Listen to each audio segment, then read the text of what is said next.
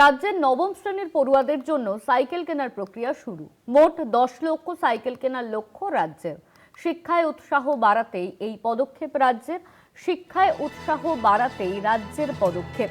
এই নিয়ে আমরা কথা বলবো। আমাদের সঙ্গে ফোন লাইনে রয়েছেন আমাদের প্রতিনিধি দেবাশিস সেনগুপ্ত। দেবাশিস, রাজ্যের শিক্ষায় উৎসাহ বাড়াতে সরকারের তরফে কি পদক্ষেপ নেওয়া হলো?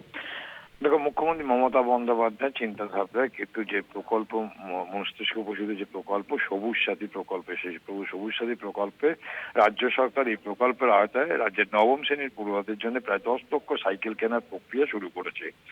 সরকারি ও সরকার পোষিত স্কুল এবং মাদ্রাসায় পাঠরত নবম শ্রেণীর ছাত্রছাত্রীদের জন্য এই সাইকেল বিতরণ করা হবে। নবান্ন সূত্রে জানা গিয়েছে যে ছেলে ও মেয়ে উভয় পড়ুয়াই এই সাইকেলের আওতায় থাকবেন।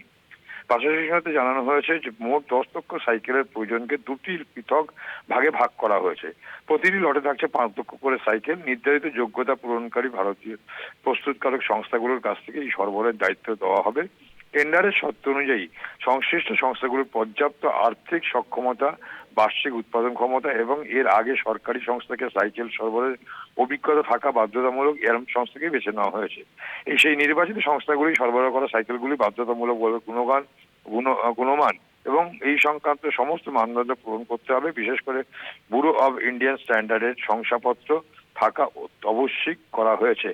এর ফলে একদিকে যেমন এই স্বাস্থ্যের ফলে যেমন গ্রাম ও প্রত্যন্ত গ্রামে স্কুলের ছাত্রছাত্রীদের যাতায়াতের যেমন সুবিধা হবে, পাশাপাশি ছাত্রছাত্রীদের কিন্তু উৎসাহ অনেকটা বাড়বে, যেটা মুখ্যমন্ত্রী মমতা বন্দ্যোপাধ্যায় মস্তিষ্ক প্রসূত এই সবুজ সাথী প্রকল্প। দেবাশিস, তুমি আমাদের সঙ্গে থাকো।